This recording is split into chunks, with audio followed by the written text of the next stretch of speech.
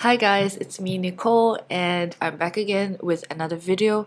Today I just wanted to kind of put out my initial thoughts on the whole work-life balance, work-life integration subject, and I just wanted to get your thoughts on it before I really dive down deep into this subject because my work is all about social media at the moment. So I was thinking of doing like a series called Slow Social, which is kind of like exploring the idea of putting out content at a slower rate, but with value in mind, instead of just putting out content out of fear, but putting out content out of fun. Because it's fun to do it, it's value adding to the community, and that's why I want to do it.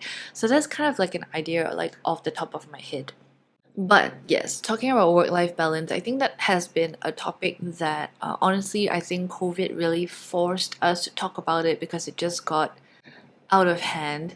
And I think for me, even though I would say my lack of work-life balance was honestly 50% self-inflicted and 50% others inflicted.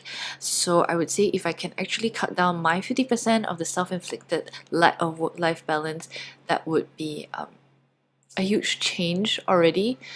Um, the last 6 months have been really intense because I've been trying out something new, building a new company called Company of the Brave, and it has evolved from just like a illustration side hobby thing into a creative agency where we provide graphics, graphic design, photography, video, and for social media, for brands on social media.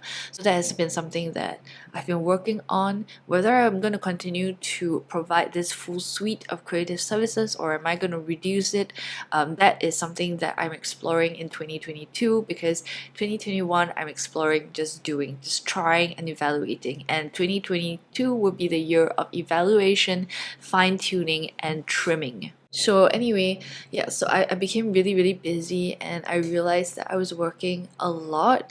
If you start to let your discipline slip in terms of boundaries after work, I can tell you it's a slippery slope. You will end up like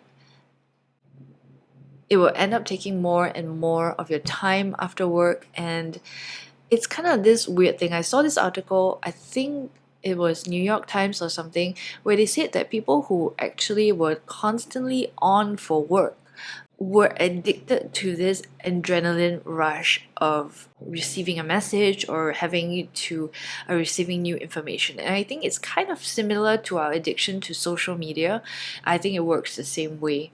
But this constant adrenaline in the system is really unhealthy, and the body needs to go, through waves. So there are waves where you are very intense, your adrenaline helps you to do certain things, and then you need a period of downtime where your body recovers and kind of sets your hormones back into a neutral state. And that is in nature, right? You can see this wave and this cycle seasons in nature, but then like when it comes to work, we think we can always be on all the time. Like every month, every week is peak period. There is no down period, because why would we want down period? We want you to work at your peak all the time. But actually that is not very sustainable. And I think that this period of time really taught us that sustainability is key. It is not being lazy. It is not something you can brush aside and say, talk only, it's the young generation, strawberry, whatever. I think that sustainability is essential to growth and sustainability is essential to long-term success. So that's my short take on the whole work-life balance thing versus work-life integration. In 2022, I'm going to implement better boundaries for me and work, and once the work time ends, I am going to switch off my work phone and I'm going to get a work number so that all my social media stuff and personal stuff and work stuff are separated. And I hope you cannot hear that washing machine in the background, but I want to hear your thoughts on this topic. What do you think about work-life balance versus work-life integration? I know it works for some people. I know work-life integration works very well for some people, but for others, I would say like it's not a one size fits all kind of thing. Everyone has different levels of intensity that they can take, different levels of stress that they can take. Everyone has different downtime that they need. Some people need to sleep more, some people don't. And I don't know how many times I need to learn this lesson, but sleep is very important to me, and having downtime is very important to me to prevent from burnout. Not just mentally, emotionally, but physically, my body reacts badly when I don't get enough sleep, I don't get enough downtime. That means like when the adrenaline is on too long in my body, bad things start to happen. Okay, so it's productive for me and you, my boss, clients, whoever. It's productive for all of us if I get my rest, because then I can produce the best work and I can stay in the working relationship a lot longer instead of burning out and then needing to take a longer break after that.